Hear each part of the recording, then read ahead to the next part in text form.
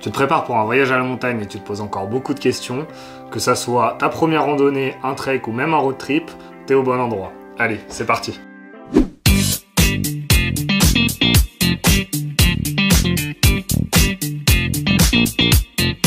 Salut, c'est Seb, bienvenue sur ma chaîne où je partage mes dernières aventures et mes conseils et astuces pour faire de tes vacances des voyages inoubliables. Si t'es nouveau ici, n'hésite pas à t'abonner. Pour que ça soit plus simple, j'ai décomposé cette vidéo en 3 parties. En premier, le parcours, en deuxième, l'équipement et en troisième, la nourriture. Et si tu souhaites que je développe un de ces sujets un peu plus en vidéo, n'hésite pas à me le faire savoir en commentaire. Allez, on commence tout de suite par le parcours. Pour moi, le parcours, c'est principalement de la planification. La plupart du temps, quand tu partiras en randonnée ou en trek, tu emprunteras des chemins de randonnée qui sont déjà balisés et très connus de tous. Dans ce cas, si tu choisis des chemins de randonnée qui sont très pratiqués, comme le Tour du Mont Blanc par exemple, ou même un peu moins pratiqués comme le GR92 qui est le plus court GR de France, tu as différentes manières de te renseigner. La première façon de se renseigner, qui est aussi pour moi la plus efficace, c'est les topoguides. Les topoguides sont de véritables descriptifs de l'itinéraire. Ils te donneront toutes les infos dont tu as besoin, comme la carte, les variantes, les ravitaillements, mais aussi plein d'infos sur la faune et la flore du parcours. C'est personnellement ce que j'ai utilisé pour ma première grande randonnée, le Tour du Mont Blanc, que tu peux retrouver ici. Et ça m'a donné plein d'infos pour planifier tout mon parcours jour par jour. C'est vraiment le top. C'est aussi selon moi la façon la plus simple de se renseigner sur l'itinéraire. Tu as toutes les informations qui sont regroupées en un seul endroit. Si tu es un petit peu plus à l'ancienne, tu peux utiliser les cartes IGN. Les cartes IGN, c'est pas mal, ça prend pas de place, ça prend pas de poids dans ton sac, tu peux les transporter partout. Mais aujourd'hui, il y a des solutions qui sont bien plus adaptées, sur portable, pour pouvoir planifier ton parcours et te renseigner en direct pendant que tu randonnes. Et ces solutions, on va en parler maintenant, c'est les applications sur smartphone. Alors si tu es plus à l'aise avec ton smartphone qu'avec une carte format papier, je te conseille d'utiliser ces applications. Elles sont simples d'utilisation et en plus elles te localisent en direct avec le GPS, donc tu peux suivre ton parcours et le tracé directement sur ton portable. Le gros avantage, c'est que tu peux te géolocaliser une fois sur le parcours, c'est presque impossible de se perdre.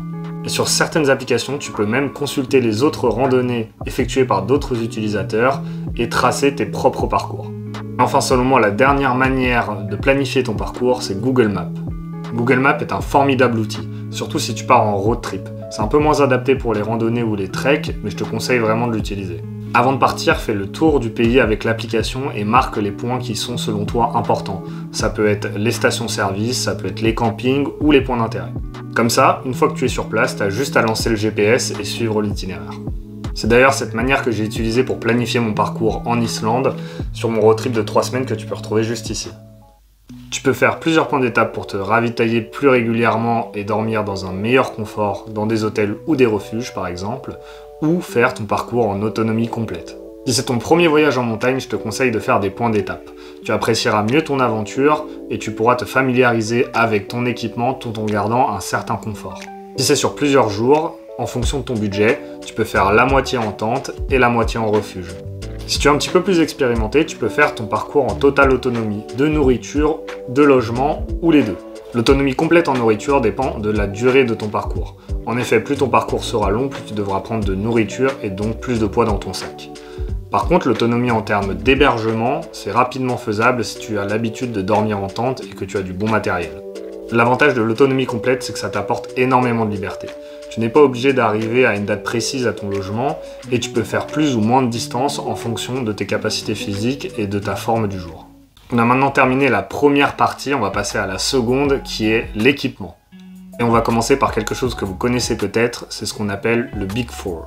Alors qu'est-ce qu'on appelle le Big Four ? Le Big Four, c'est ton sac, ta tente, ton matelas et ton duvet. C'est des éléments essentiels et presque indispensables à tous tes périples en nature. Alors malheureusement, je ne vais pas vous faire ici une vidéo sur comment choisir chacun de ces équipements, mais de mon expérience, après plus de 4 ans de randonnée, avoir fait le tour du Mont Blanc, le tour du Beaufortin, je peux vous dire que Decathlon, c'est sûrement la meilleure marque en termes de rapport qualité-prix, et encore aujourd'hui, j'utilise beaucoup d'équipements de cette marque. Si cela vous intéresse, je vous mets dans la description mon matériel actuel que j'utilise pour mes randonnées. Ensuite, on vient à la tenue. Alors la tenue, il y a différentes écoles, mais il y a une chose très importante à savoir, que tout le monde utilise, c'est le système 3 couches. Alors la première couche est la couche de base ou la couche technique qui est en contact direct avec votre peau. Elle doit évacuer et sécher la transpiration rapidement. Pour cela, je vous conseille la laine de mérino, c'est un peu plus cher mais très efficace. Ensuite, il y a la couche intermédiaire ou la couche d'isolation. Elle est censée vous tenir chaud tout en évacuant l'air et la transpiration vers la couche externe, comme certaines doudounes ou polaires. Et enfin, on a la couche externe ou de protection. Elle est censée vous protéger du monde extérieur, du vent, de l'humidité, tout en n'étant pas trop étouffante. Et pour cela, il existe de plus en plus de vestes respirantes, imperméables, qui sont très efficaces. Et enfin, pour terminer, il y a les chaussures. Donc pour les chaussures, il y a plusieurs écoles. Il y a ceux qui ont les chevilles solides et qui préfèrent les chaussures basses, et il y a les autres qui préfèrent les chaussures mid ou hautes. Personnellement, je préfère les chaussures mid, elles apportent un bon compromis entre protection et mobilité, et c'est le juste milieu entre les deux. Et je vous mets à nouveau dans la description ma tenue complète, et vous verrez qu'encore aujourd'hui, la majorité est de chez Decathlon. Une fois que vous avez votre matériel complet, vous pouvez l'agrémenter avec différents accessoires qui sont plus ou moins gadgets, et qui vont soit améliorer votre confort ou votre style. Je peux vous donner mon exemple, donc moi j'ai un petit tapis de sol que je peux poser devant ma tente ou quand je m'assois par terre. J'ai également un porte-gourde sur la lanière de mon sac pour qu'elle soit plus accessible. J'ai également un petit coussin, mais il y a d'autres exemples comme des panneaux solaires ou autres. Mais dans cette partie, je voulais vous parler d'un accessoire que beaucoup de débutants considèrent comme inutile ou non obligatoire, que je n'ai pas utilisé durant ma première année de randonnée, c'est les bâtons de marche. Alors comme je vous l'ai dit, pour m'en être passé durant ma première année de randonnée et de trek, aujourd'hui, j'ai totalement changé d'avis. Je pense que c'est quelque chose dont je pourrais plus me passer sur mes randonnées. Cela vous fait économiser énormément d'énergie. Dans les montées, par exemple, vous pouvez vous aider de vos bras. Dans les descentes, cela soulage vos articulations. Et sur le plat, ça vous permet d'aller plus vite. Et pour terminer, on va passer à la dernière grosse partie de cette vidéo, qui est la nourriture. Alors pour moi, la nourriture, ça fait partie à la fois du parcours et de la planification, mais aussi de l'équipement. Et encore une fois, il y a trois solutions. Soit dépendre des points de ravitaillement, soit faire en semi-autonomie ou en autonomie complète. Si tu as bien planifié ton parcours et que tu t'es bien renseigné avec les topo-guides par exemple, tu connais tous les points de ravitaillement.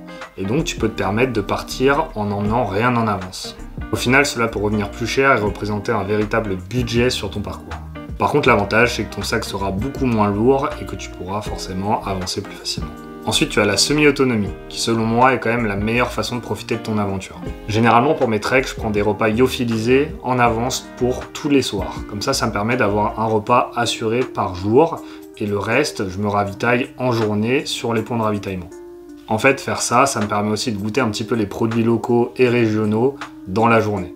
Par contre, le désavantage de cette solution, c'est que pour un trek de 10 jours, ça vous fait environ 4 à 5 kg de nourriture en plus, donc c'est du poids en plus dans votre sac. Et enfin, vous avez l'autonomie complète. Alors, je n'ai moi-même pas encore eu l'occasion de tester l'autonomie complète en nourriture. Ça s'adapte plus à des randonnées ou des treks dans des régions un peu reculées où il n'y a pas de point de ravitaillement. Encore une fois, si vous souhaitez que je développe un des sujets de la vidéo, n'hésitez pas à me le faire savoir en commentaire. Merci d'avoir regardé cette vidéo. Si le contenu t'a plu, n'hésite pas à laisser un like. Et si tu veux plus de vidéos de ce genre, abonne-toi à la chaîne. Allez, ciao ciao!